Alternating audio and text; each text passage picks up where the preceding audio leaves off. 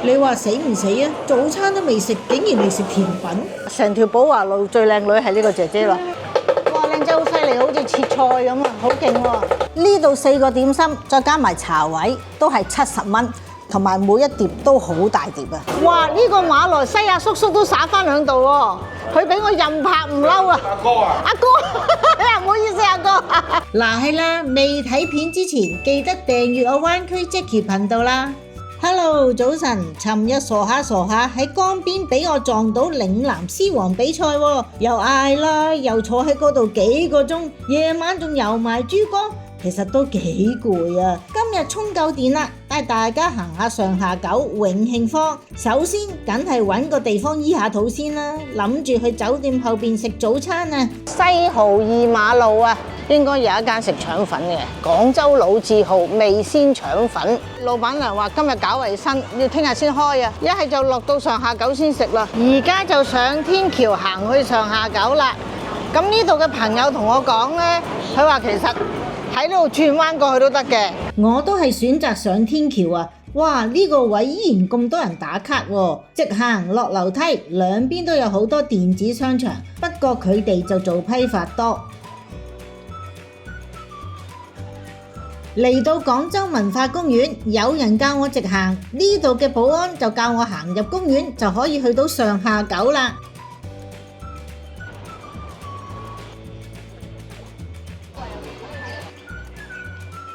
嚟到北門啦，街坊教我喺呢度轉左。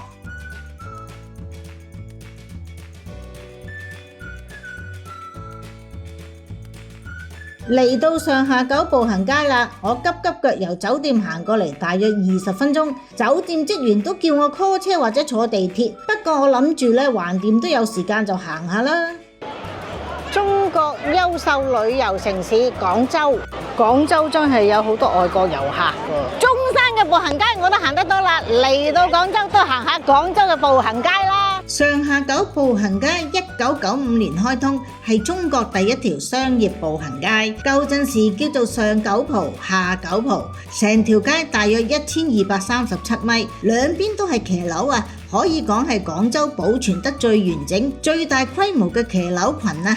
呢度嘅老字號好多，而家就帶大家逐一睇啦。蓮香樓啊，雞仔餅31蚊一袋，特價29蚊。老婆餅啦，低糖蛋黃蓮蓉酥8蚊，又有杏仁餅啦。淮山薏米餅都有喎，32蚊一盒。呢度都好多餡料喎，白蓮蓉餡啦，紅豆餡啦。如果自己唔想做呢，嚟呢度買都幾 OK 喎。保質期係9個月。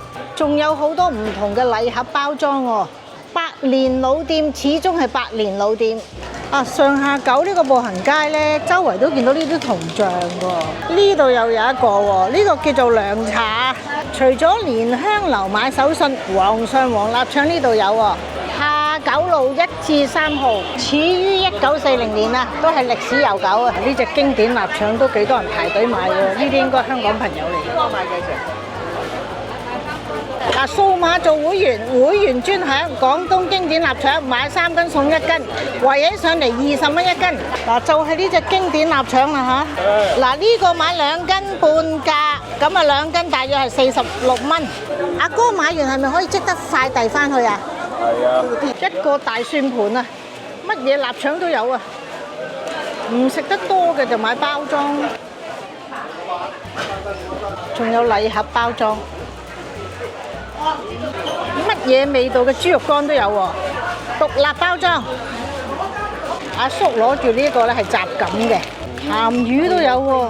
嗱，上邊嘅金華火腿啊，538蚊一份啊。聽講呢啲火腿係3年期嘅。嗱，散裝都有嘅，呢隻就5年以上嘅，238蚊。仲有薄年臘腸試食喎。嗱，呢個臘腸飯啊，連河北嚟嘅哥哥都話好吃好吃。皇上皇出嚟呢，我哋跟住呢條路落去呢，帶大家去睇睇廣州酒家啦。粵菜博物館，廣州酒家都始於1935年嘅。嗱，而家係休息時間啦，保安都幾好，俾我入嚟拍一拍，俾大家睇睇。啲門係咪好靚啊？佢啲燈飾你睇。總共有3層，好似話咧用咗2年零8個月重新翻新過嘅。朝頭早咧8點鐘開門啦，但係記住7點45分就嚟攞號啦。夜晚咧就5點鐘開始，4點45分嚟攞號啦。所以今朝咧我起唔到身，都錯過咗飲早茶嘅時間，下次先。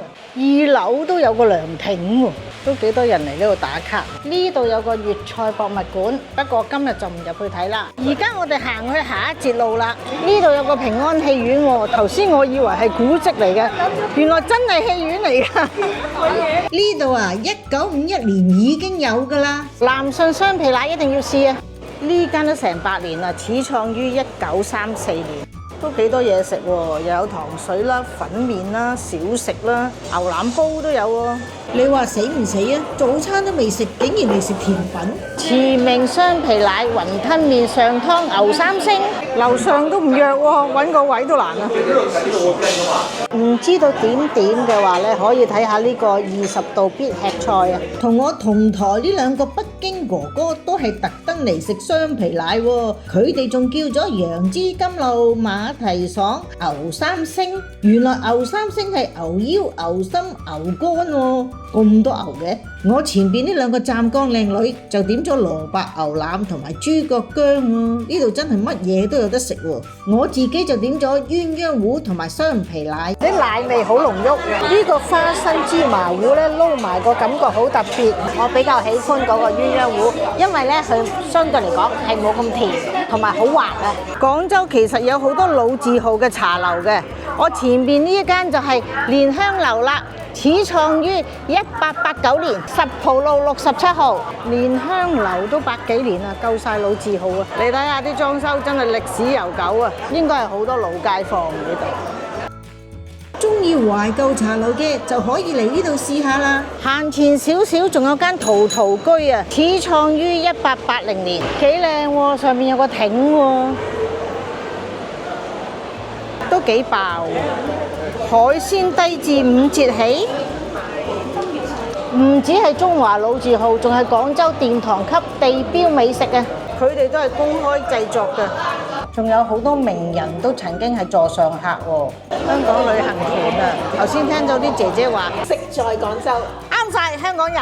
陶陶居嘅裝修就新啲，前面就係永慶坊啦，不過未入去之前，先轉入去寶華路，帶大家去試一間本地人推薦嘅食店，就係呢個西關老字號陳添記啦。呢條巷仔入去，哇！呢個大樹下好有情懷喎，成條寶華路最靚女係呢個姐姐咯。哇！而家竟然仲有呢啲門啊！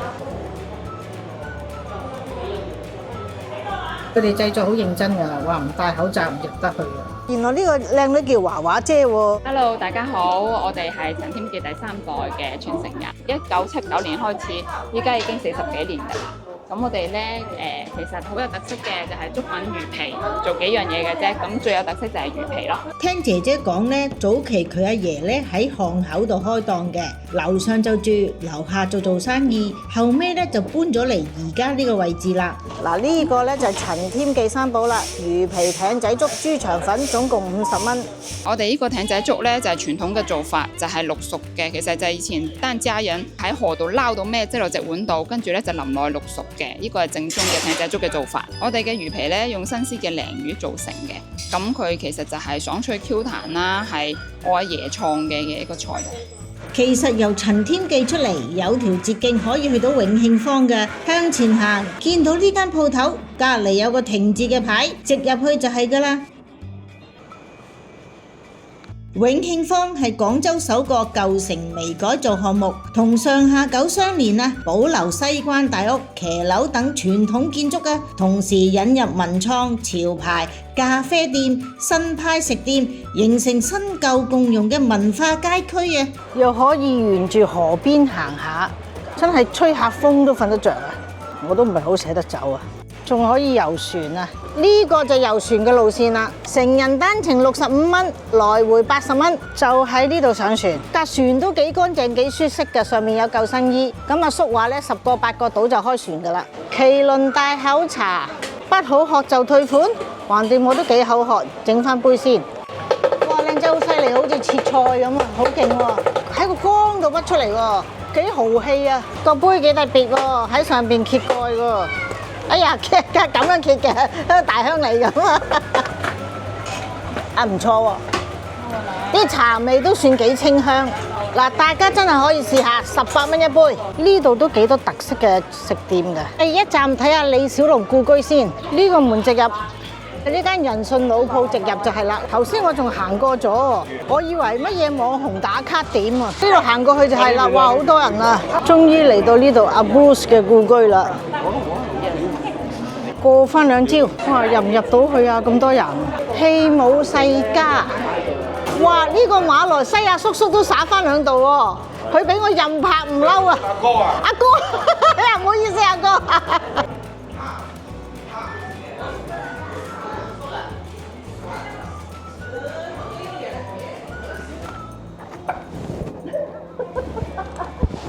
今次咧，我嚟到廣州咧，我真係發覺咧有好多馬來西亞嘅遊客喎，真係喎！無論去到食店啊，或者呢啲景點啊，都見到好多馬來西亞嘅朋友喎。其實我覺得李小龍嘅故居咧係值得嚟嘅。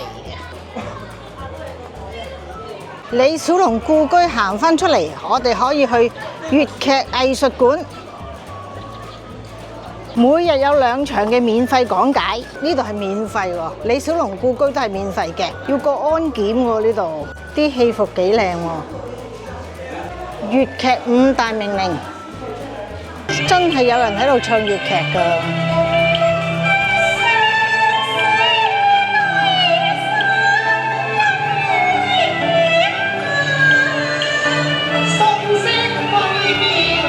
啲叔叔婆婆幾爽啊，坐喺度睇粵劇。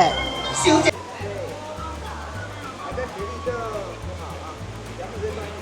都可以上2樓。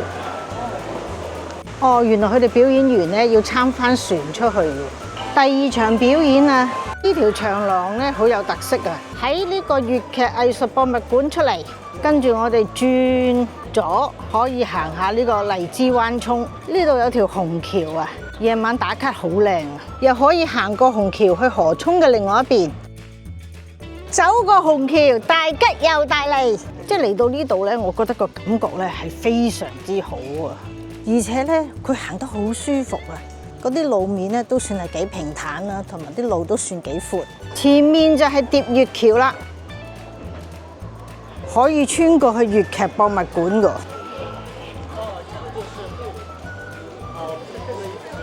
前面仲有條抱月橋啊！我哋沿住兜咗個圈㗎啦，出嚟呢度有好多小食，見到佛山過嚟嗰啲鴨仔喎，仲有精選酒店，本地街坊一致推薦呢間東湖酒樓喎，佢哋話性價比好高，4週年店慶福利啊！頭先我問過姐姐，姐姐話目前仲係生效嘅。東湖酒樓咧，每一日都有2個特價點心嘅，呢度4個點心再加埋茶位都係70蚊。同埋每一碟都好大碟啊！行到攰攰地入嚟飲翻個下午茶，咪好抵啊！後邊呢2個廣州老街坊咧，佢哋每日都嚟嘅，2餐都喺度搞掂。阿伯話佢90幾歲啦，聽唔到我講嘢。今集帶大家睇完上下九同永慶坊，真係各有特色啊！冇諗過上下九原來有咁多老字號嘅，永慶坊感覺好舒服啊！我愛上咗呢度添啊！夜景更加迷人啊！做到中西融合，而且好和諧，仲有好多便民嘅服務啊！例如行李寄存啦，仲有好多座位俾遊客休息，好多地方都未必有啊！